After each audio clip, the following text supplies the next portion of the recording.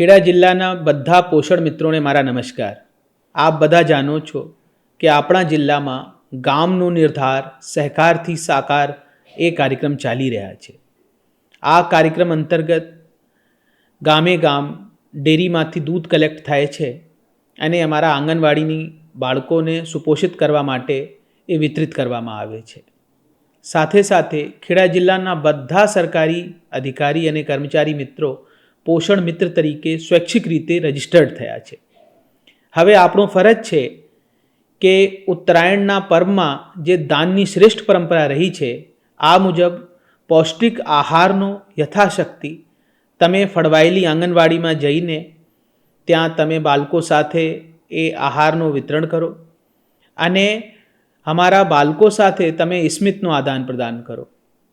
અને આ જે પર્વ છે ઉત્તરાયણ અને આ પર્વથી લઈને પ્રજાસત્તાક દિવસ સુધીનો રાષ્ટ્રીય પર્વ, આ 10 દિવસના જે સમયગાળા છે આ સમયગાળામાં આપ આંગણવાડી મુલાકાત ફરજિયાત લેશો એવી હું આશા રાખું છું.